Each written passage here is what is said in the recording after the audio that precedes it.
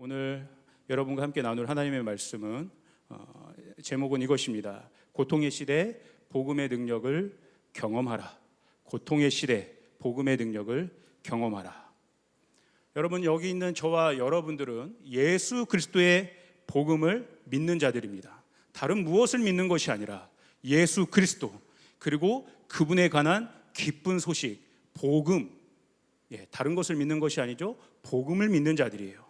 그렇다면 여러분, 복음을 여러분은 어떻게 정의하고 있습니까? 내가 복음의 기쁜 소식을, 그 기쁜 소식을 믿음으로 여기까지 이렇게 와 있는데, 그렇다면 그 복음을 우리는 어떻게 인식하고 정의할 수 있겠습니까? 사도 바울은 로마서 1장 16절에서 복음을 좀 이렇게 정리하고 있어요. 나는 복음을 부끄러워하지 않습니다. 이 복음은 유대 사람이나 헬라인이나 모든 믿는 사람을 구원하시는 하나님의 능력입니다. 이렇게 정의하는 거예요. 첫 번째, 복음을 어떻게 정의할 수 있습니까? 모든 믿는 사람을 구원하시는 하나님의 능력이라는 거예요. 여러분 믿으십니까? 복음은 능력입니다. 그 능력은 무엇이 실제적으로 우리를 이 땅 가운데서 변화시키는 힘이죠. 복음은 문제 가운데 있는 사람들, 어려움 가운데 있는 사람들, 고통 가운데 빠져 있는 사람들, 흑암과 혼돈 가운데 빠져 있는 사람들을 실제로 끄집어 올려서 변화시키는 놀라운 능력이 되는 거예요. 추상적인 것이 아닙니다. 오늘 이 땅 가운데 저와 여러분이 밟고 있는 이 땅 가운데 실제적으로 임하는 힘이에요. 힘, 능력. 그래서 복음은 지극히 현실적이고 실제적이고 현장에서 나타나게 됩니다.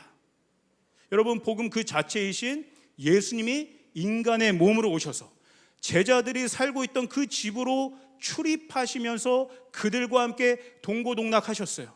그리고 어떠한 일들이 생겼어요? 실제로 제자들이 변화되는 역사들이 일어났습니다.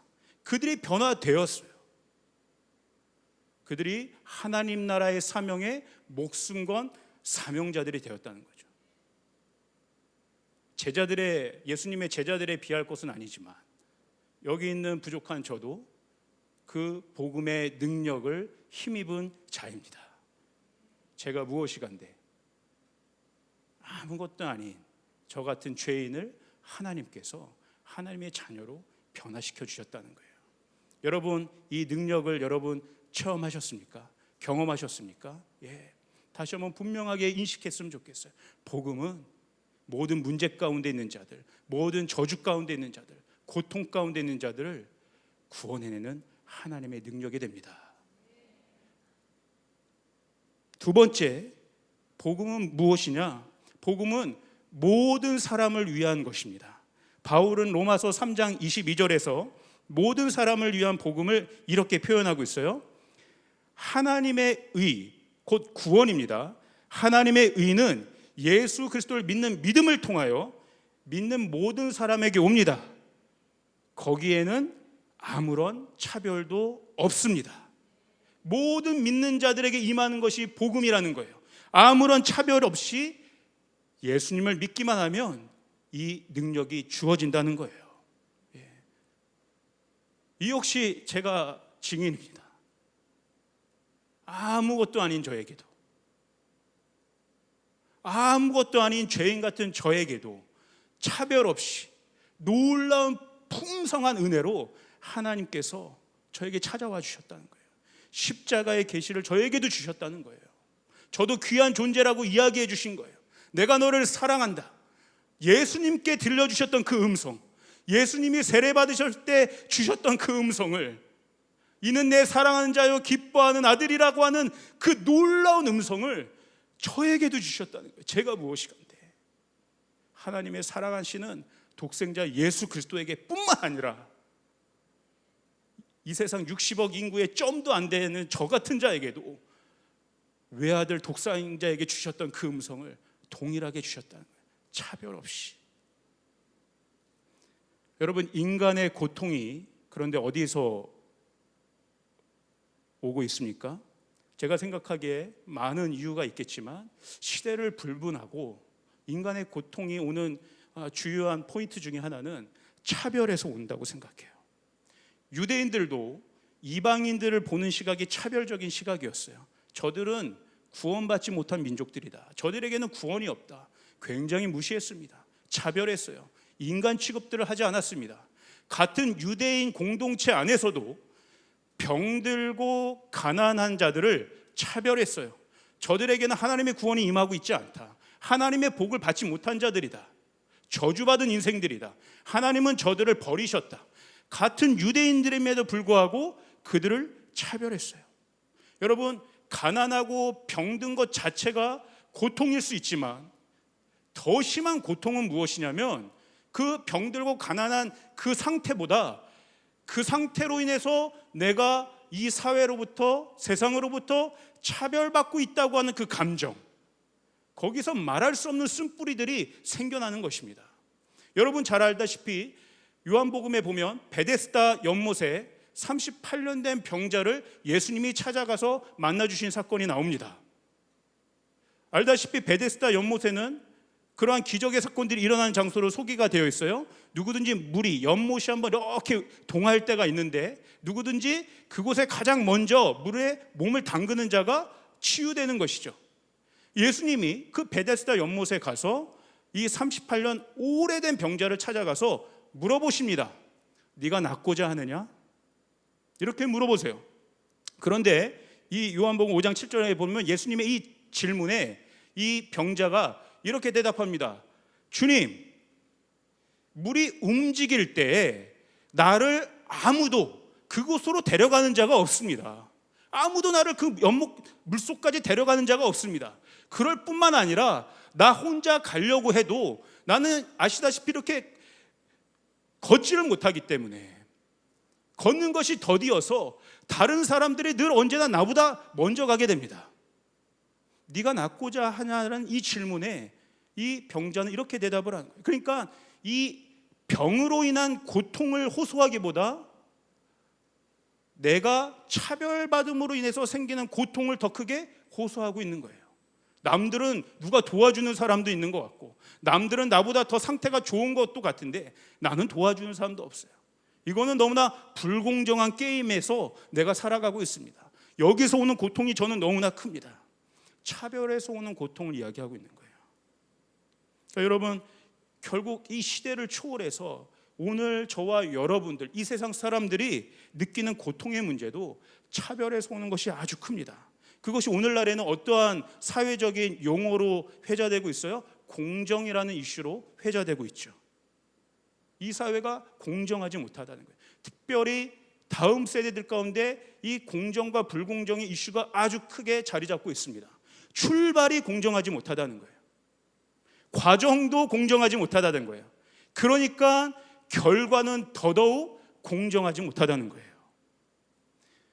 이렇게 차별에서 느끼는 불공정함, 여기서 느끼는 이 고통으로 이 문제가 심각해지고 있는데 이게 왜 심각해지냐면 그렇죠. 사회가 점점 불공정해져 가는 것 같이 보이죠. 그걸로 인해서 실제적으로 지금 이 시대에도 양극화의 문제는 더 크게 벌어지고 있습니다. 우리나라 OECD의 최근 통계가 OECD 국가 중에서도 빈곤율이라는 게 점점 우리나라가 탑을 찍고 있어요. 빈곤율이 커지고 있다는 거예요. 그것은 양극화가 실제로 이 사회 가운데 심해지고 있다는 거예요. 처음으로 이제 이 제 세대도 2030 세대도 처음으로 지금 우리 부모 세대보다 버는 돈이 적은, 소득이 적은 시대가 되고 있어요. 그러니까 부모 세대에게 여전히 의지할 수밖에 없는 시대가 돼버린 거예요. 빈곤율이 높아지는 거예요. 그런데 이런 외적인 문제가 실제적으로 일어나는 것이 문제인데, 그러나 차별에서 오는 고통이 더 문제가 될 수 있는 것은 이것을 통해서 우리의 내면, 우리의 속사람이 더욱더 병들어가고 무너지고 피폐해져 간다는 거예요. 그렇죠, 여러분? 내가 차별받고 있다, 내가 공정한 룰에서 게임을 하고 있지 않다라고 인식이 되어지는 순간 우리 내면 안에서 어떠한 일들이 생깁니까? 열등감들이 생겨요. 나는 저것들을 갖지 못했는데, 나는 저런 조건에서 지금 시작하지 못했는데, 내가 없는 것에 대한 열등감들이 생깁니다. 그러다 보면 자존감들이 낮아지죠. 자신이 없어져요. 자존감이 낮아져요. 그러다 보면 나 자신을 불쌍히 여기는 자기 연민 가운데 빠지게 됩니다. 그리고 정죄감과 수치심마저 들어요. 내가 잘못한 게 아닌데 뭔가 내가 잘못한 것 같은 부끄러움을 느끼는 거예요. 그러다 보면 외롭습니다. 아무도 나를 도와주는 사람이 없는 것 같아요. 아무도 내 처지를 이해해 주는 사람이 없는 것 같아요. 나는 혼자인 것 같아요. 고독해져요. 그러다 보면 또 우울증에 빠집니다. 불평하게 돼요. 낙담하게 돼요. 인생을 비관하게 돼요. 세상을 어둡게 바라봅니다. 불평하고 원망하고 급기야 이 모든 상황들을 누군가에게 전가시킬 그 책임을 전가하고 정죄할 대상을 찾게 돼요. 그 삶 자체가 굉장히 피폐해져 가고 파괴적으로 변한다는 거예요. 소망이 없습니다. 꿈도 없어요. 열정도 없어요. 이것이 실제적으로 오늘 우리를 얼마나 고통스럽게 하는지 몰라요. 이것이 우리의 마음과 생각, 우리의 영혼을 단단하게 묶어 놓습니다. 결국 자유함이 없는 거예요. 뭔가 편리한 세상에선 살아가는 것 같지만, 기술이 발전된 진보된 세상에선 살아가는 것 같지만, 내 육신은, 내 몸과 영혼은 꽁꽁 묶여있는 그러한 결박 속에서 살아가는 것 같은 그 참담함 속에서 살아가는 거예요. 여러분, 우리가 다시 한번 선포합시다. 예수 그리스도의 복음은 이 모든 묶임으로부터 우리를 자유케 하는 능력이 됩니다. 이 모든 고통으로부터 우리를 자유케 하는 하나님의 구원하시는 절대적인 능력이 됩니다. 아멘. 이거밖에 없는 거예요. 아까 우리 김원혁 선교사님도 영상 광고에서 보여주셨지만 메타버스라고 하는 이 새로운, 저희들에게, 저도 되게 옛날 사람이 돼가고 있는 것 같아요. 저도 잘 몰랐어요. 최근에서야 저도 이제 조금씩 공부하고 있는데, 메타버스, 그러니까 쉽게 말하면 새로운 가상의 현실들이 메인스트림으로 점점 열리고 있다는 거예요. MZ세대, 저는 MZ세대도 사실 잘 모르겠어요. MZ세대, 30세대로 불리는 이 밀레니엄과 Z세대라고 명명되는 이 MZ세대가 리드하는 새로운 차원의 세계가 열리고 있어요.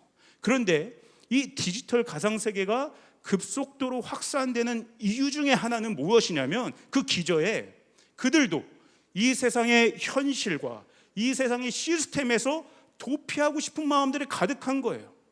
이 세상을 보니까 소망이 없는 거예요. 뭔가 우리를 이끌어갈 만한 비전들이 제시되지 못하고 있는 거예요. 해답이 보이지 않는 거예요. 그러니까 그 가상세계 안에서 새로운 가능성들을 찾고자 합니다. 그 안에서 뭔가 새로운 자유함을 찾고자 합니다. 여러분, 그 안에서 지금 어떤 일들이 벌어지냐면, 거기에 아바타가 있어요. 아바타, 이쁜 아바타와 실제 혼인을 합니다. 내가, 여기 있는 제가 혼인신고도 하고요. 가상에서, 현실에서 부동산 사기가 어려우니까, 땅 사기가 어려우니까 가상에서 땅을 살 수 있어요. 집도 내가 건설할 수 있어요. 가상의 현실 세계에서 꿈도 꿀 수 없는 명품백과 명품 신발들을 단돈 몇천 원이면 구찌, 에르메스 이런 것들을 살 수가 있는 거예요. 현실 세계에서 느낄 수 없는, 채울 수 없는 만족함을 그곳에서 채워지고 있는 거예요. 그런데 여러분, 제 질문은 이것이에요. 지금은 그 세계가 지금 초기 단계로 열리고 있지만, 그 세계도 결국 그 세계를 움직이고 조종하는 뭔가 메인스트림의 세력들이 나타날 텐데, 그들이 그 세력들을 주도해서 또다시 그 안에서 불공정의 문제와 차별의 문제가 일어난다면, 그 가상세계도 지금의 현실 세계와 다를 바 없이 또다시 고통의 문제가 일어날 수밖에 없지 않은가? 이것이 저의 질문인 거예요. 여러분, 새로운 기술과 새로운 제도와 새로운 시스템들이 이 문제를 해결할 수 있다고 생각하십니까? 저는 단연코 없다고 생각합니다. 왜냐하면 시대적인 모습들은 때에 따라 달라질 수 있지만, 시대마다 뭔가 인간의 역사는 진보하는 것 같지만 고통의 문제는 줄지가 않아요. 왜? 인간 스스로 그 고통의 문제를 해결할 수 없기 때문에 그렇습니다. 인간 스스로 이 고통의 문제를 해결할 수 없는 이 인간 안에 이 고통이 계속 잠재되어 잉태되고 있는 것인데, 이 고통을 끌어안고 있는 인간이 무엇을 만들어낼 때 그 고통이 같이 산출이 되는 거예요. 그 고통이 같이 출산되어지는 거예요. 무엇인가 새로운 것을 만든다 한들 고통의 문제를 제거할 수 없다는 것이에요. 여러분, 이 인간의 안에 스스로 만들어낸 이 고통의 문제는 결국 죄의 문제와도 연결됩니다. 인간은 그 죄성들이 있는 거예요. 죄의 결과가 고통인 것인데 이 고통의 문제를 인간 스스로 제거할 수 없는 것은 인간 스스로도 그런 이중적인 그 차별에 대한 이중적인 인식을 갖고 있기 때문에 그래요. 그렇죠. 저도 좀 솔직하게 얘기하면 그런 게 있는 거죠. 나는 차별받고 싶지 않아. 나는 아주 인격적인 대우를 받고 싶지 않아. 차별받고 싶지 않은데 제 기저 안에 깊숙한 곳에는 남들보다 특별해지고 싶은 욕망이 있는 거예요. 남들보다 올라가고 싶은 욕망이 있는 거예요. 차별화되고 싶은 욕망이 있는 거예요. 이게 제가 20대 때 그런 작지만 그 충격적인 제안의 경험을 해본 적이 있는데요. 제가 달러가 조금 있었어요. 달러. 예.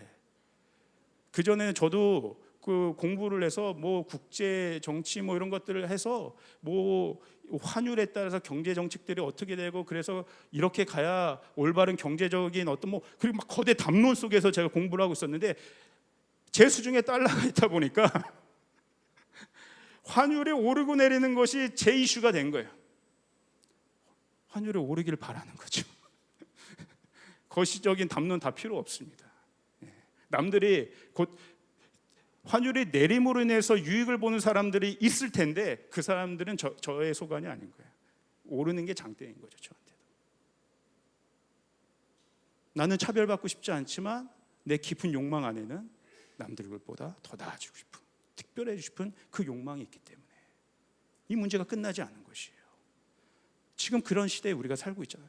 평생 땀 흘려서 모은 근로소득 몇십 년을 모아서 열심히 성실하게 일해서 번 그 근로소득보다 단 몇 개월, 단 1, 2년 차이의 시세 차익이 훨씬 큰 거예요. 여기서 내가 소외당했다고 생각하면 너무나 억울한 거죠. 너무나 분한 거죠. 그거 자체가 고통스러운 거죠. 저도 지난주에 그 조지훈 목사님과 그 메타버스 우리 목사님들 함께 모여있는 포럼에 함께 참석했는데 그때 절감할 수밖에 없었던 한 가지 사실은 무엇이었냐면 지금 이 세상은 저의 의지와 상관없이 제 가치, 이것을 바라보는 저의 가치 판단과 상관없이 그 디지털 가상 세계가 급속도로 빨리 진전되고 있다는 거예요. 이게 이렇게밖에 변할 수 없다는 것들을 저도 인정할 수밖에 없게 된 거예요.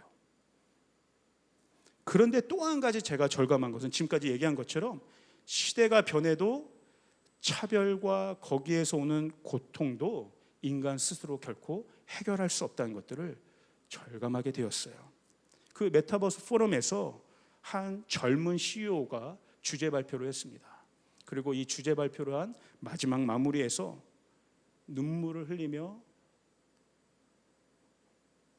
거기 계신 목사님들에게 호소를 했어요. 이 급변하는 환경 속에서 우리 자녀 세대들이 전혀 다른 차원의 세상으로 지금 진입을 하고 있는데 그럼에도 불구하고 미래에 대한 불확실성과 불안함으로 인해서 그들이 엄청난 두려움을 겪고 있다는 거예요. 엄청난 고통 가운데 있다는 거예요. 그러니 함께 도와달라는 거예요. 새로운 세상은 열어가고 있지만 두려움과 고통의 문제와 다음 세대 가운데 여전히 쓰나미처럼 몰려오고 있다는 거예요. 도와달라는 눈물 어린 호소를 했습니다. 여러분, 이것은 비단 다음 세대만의 문제가 아닌 것이죠. 모든 세대가 그 고통 가운데 있는 거죠. 지금 여기 있는 저와 여러분들 부모 세대들 가운데도 이 고통으로 인해서 어려움 가운데 있는 분들이 분명 계실 거예요. 세대만의 문제가 아니죠. 수많은 민족이 이 고통 가운데 있죠. 여러분, 우리는 지금 인도의 참담한 현실들을 바라보고 있잖아요. 목사님이 그때 얘기하셨던 것처럼 그 산소통 하나에 의존하고 있는 가난한 그 병자의 그 산소통마저 빼앗아가는 그 부자들, 마치 양 100마리를 내가 갖고 있는데 양 한 마리가 전 재산인 그 전부인 사람 하나의 것마저도 빼앗아가는 기가 막힌 현실이 지금 인도 땅 가운데서 벌어지고 있는 거예요. 그것이 빼앗겨져도 아무런 곳에도 호소할 데가 없는, 정말 눈 뜨고 코 베이는 기가 막힌 현실들이 지금 일어나고 있다는 거예요. 이 고통스럽고 한계적인 상황에서 사도 바울은 여러분 유일한 해결 방법을 담대하게 선포합니다. 예수 그리스도의 복음만이 유일한 답입니다. 아멘. 여러분 믿으십니까? 로마 시대 여러분 생각해 보세요. 지금이랑도 또 비교할 수 없는 엄청나게 고통스러운 시대가 바로 로마 시대였어요. 예수를 믿는 것만으로도 정당한 사회생활을 할 수가 없어요. 맨 계급이 아래 피해가면서 삶을 살아야 됐고 정당한 경쟁 생활을 할 수가 없어요.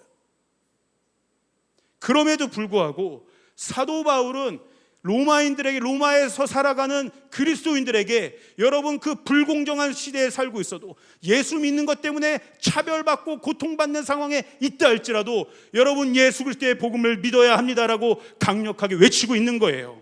왜냐하면 차별에서 오는 고통보다 복음이 주는 생명의 능력이 얼마나 놀랍고 자유로울 수 있는지 사도 바울 스스로 경험했기 때문에 그래요.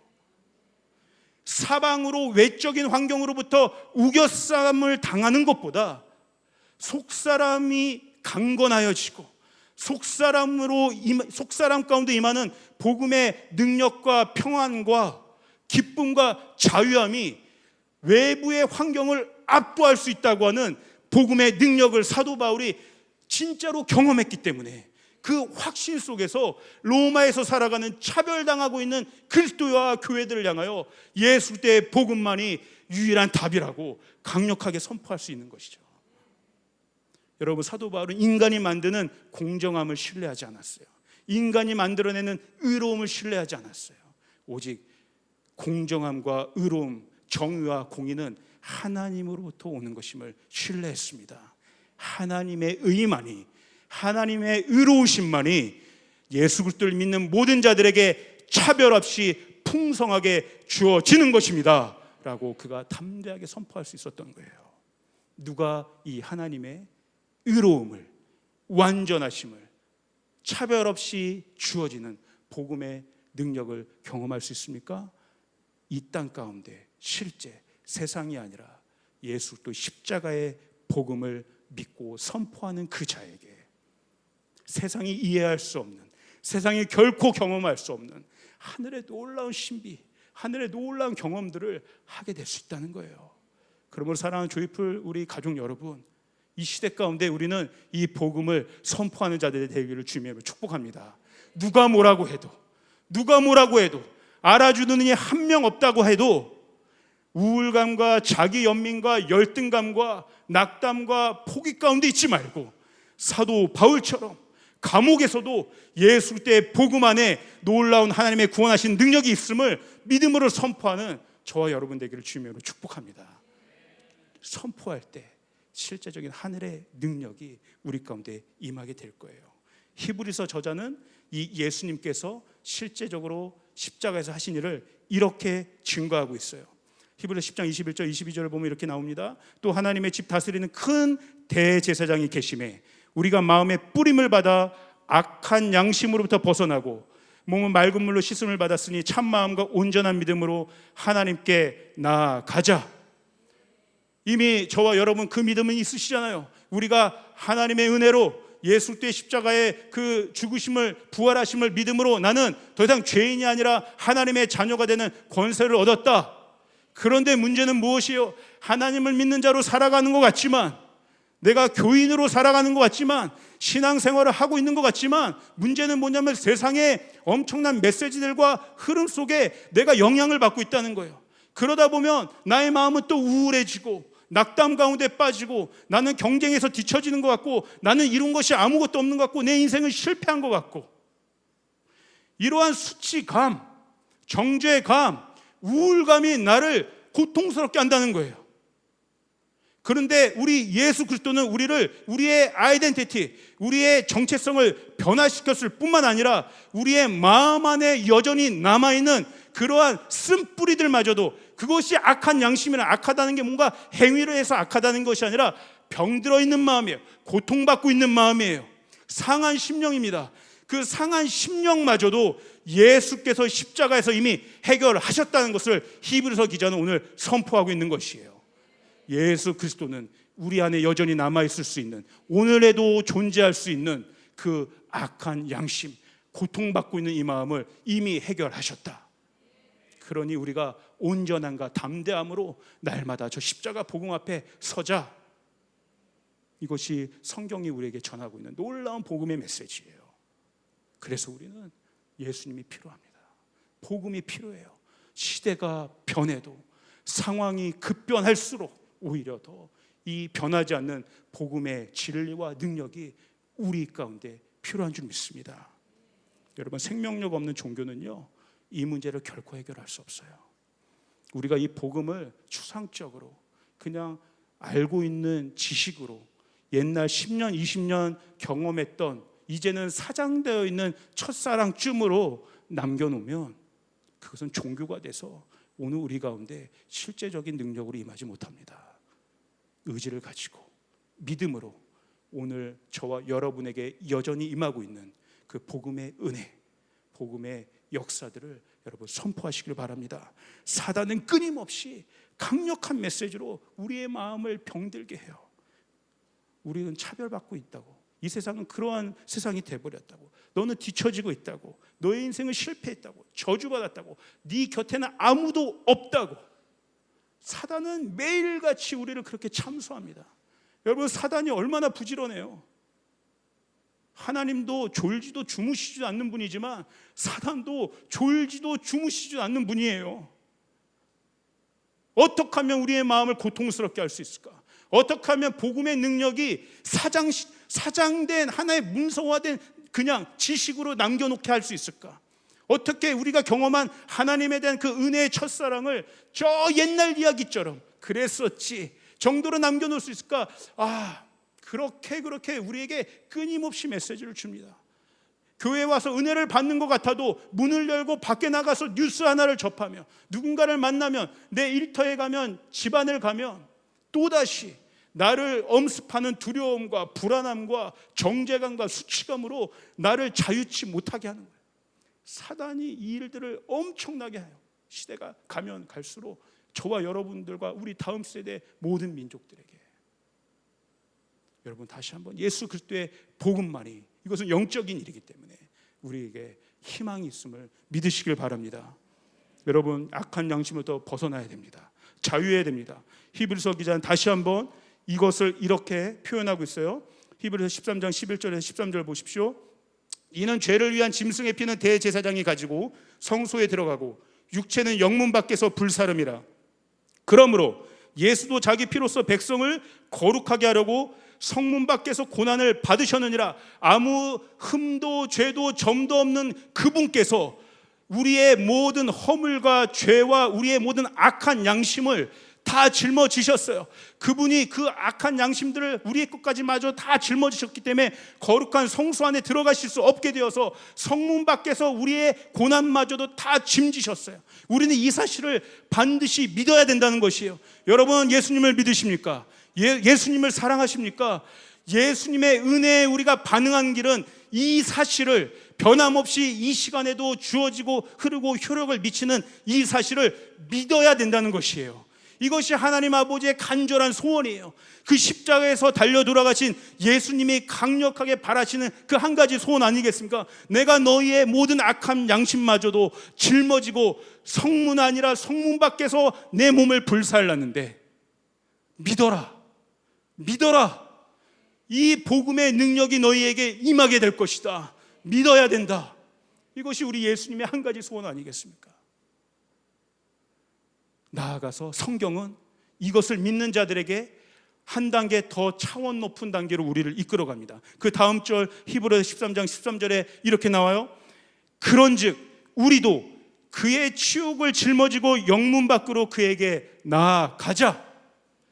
여러분, 예수님은 우리에게 요청하고 계세요. 예수님께서 우리의 모든 치욕과 수치와 정죄감을 다 짊어지시고 영문 밖으로 나아가 죄짐을 지셨던 것처럼 오늘 이 세상에 있는 모든 고통 가운데 있는 자들의 그 고통의 문제들을 함께 질 것을, 그들의 치욕과 그들의 수치감과 그들의 정죄감을 우리가 담당할 것을 요청하고 계신 거예요. 우리가 하나님의 자녀가 되는 권세가 우리 안에 있다는 것은 주님이 하신 일을 우리가 함께 하기를 바라는 그 의미가 이 말씀 안에 담겨 있는 거예요. 예수님은 이 시대 문제와 고통을 해결하는데 예수님이 사용하신 그분의 권위, 그분의 권능을 저와 여러분에게 동시에 맡겨주셨다는 것들을 여러분과 기억하시길 바랍니다.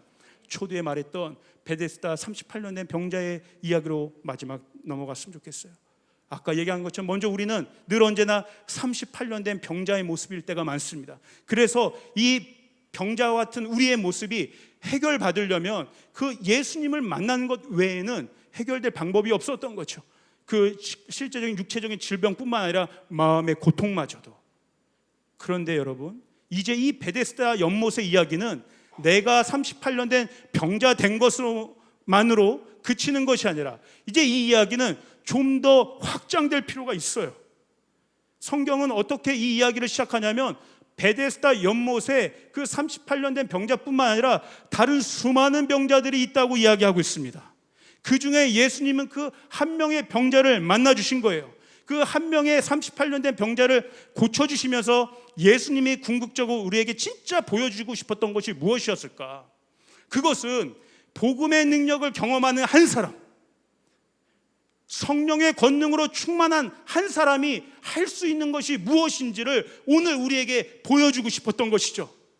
지금 이 세대 가운데는 여전히 그 38년 된 병자와 같은 수많은 자들이 있었다는 거예요.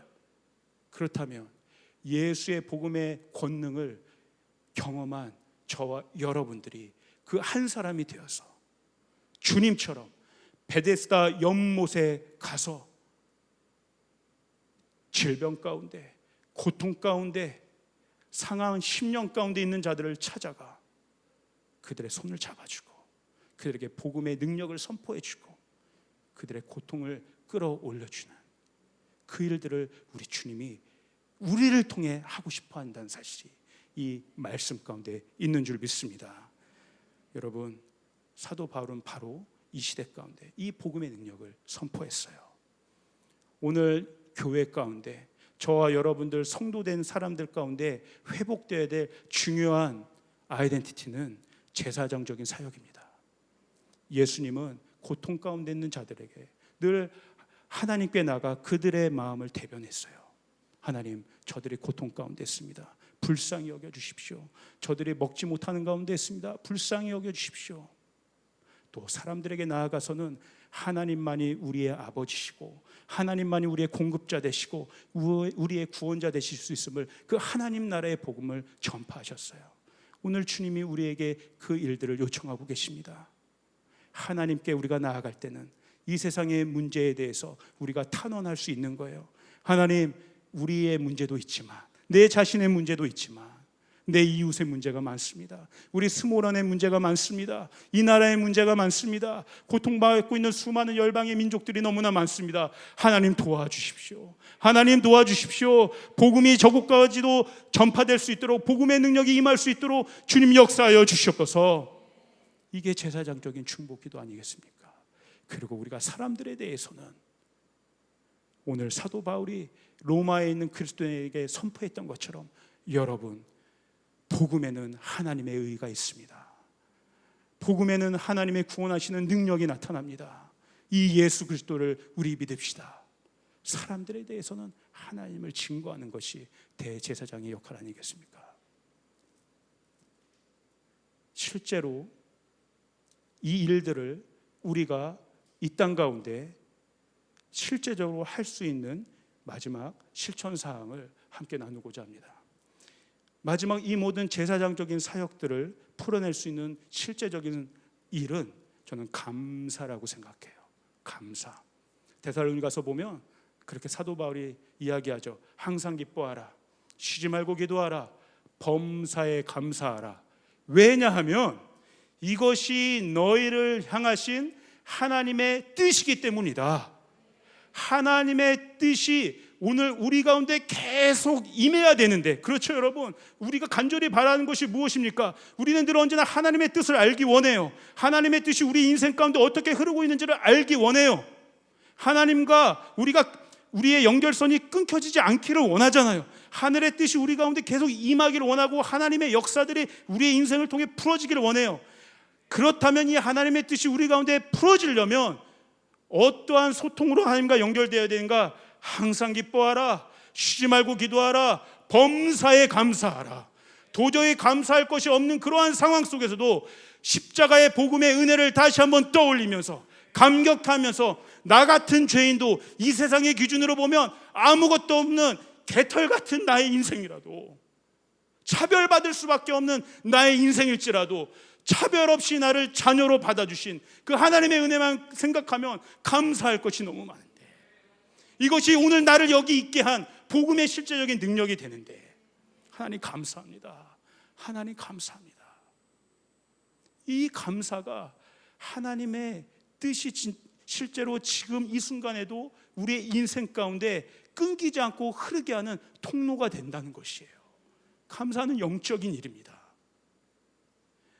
사방으로 우겨쌈을 당하는 상황에서 우리가 거기에 초점을 맞추는 것이 아니라, 오늘 우리가 감사한다는 것은 이 초점을 감사라는 통로를 통해 하늘로 올라가게 하는 거예요. 그러므로 복음의 능력을 계속해서 우리 가운데 흐르게 하는, 하나님의 뜻을 우리 가운데 흐르게 하는, 우리 가운데 임하게 할 뿐만 아니라 우리를 통해서 그 하나님의 뜻이 우리의 주변에 영향력 있게 미쳐지게 하는 하나님의 놀라운 능력이 된다는 사실을 여러분 기억하시길 바랍니다. 오늘 내가 불평을 하고 있느냐, 원망을 하고 있느냐, 아니면 감사의 언어를 하고 있느냐는 천지차이 결과를 가져다 줘요. 왜 그러냐면, 내가 오늘 아무리 주변 상황을 봐도 감사할 것이 없는다 할지라도 내가 오늘 하나님께 대하여, 저 십자가 은혜에 대하여 감사의 언어를 하나 하는 것은 내가 하나님에 대해서 나의 삶을 인정하는 고백이 되는 거예요.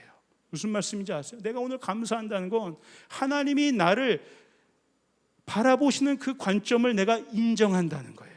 하나님은 나를 엄청나게 사랑하는 자녀로 봐주시는데, 내가 감사한다는 건 하나님이 나를 바라보시는 그 관점으로 나를, 내 삶을 인정한다는 것이에요. 하나님의 마음이 기쁠 수밖에 없습니다. 그런데 이 감사가 끊어지면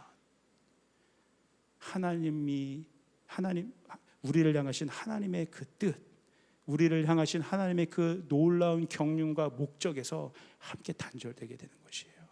그러니 여러분, 복음의 능력을 경험한다는 것, 그것은 거창한 일이 아닙니다. 오늘 우리가 십자가의 그늘 아래서 예수 그리스도의 놀라운 복음을 찬양하고 그 능력이 우리에게 일으키신 그 변화에 감사하는 것, 작은 것이라 할지라도 감사합니다. 주님의 은혜가 놀랍습니다. 이것을 통해서 내 안에 마음의 변화가 일어나고 내 안에 천국이 임하게 될 줄 믿습니다.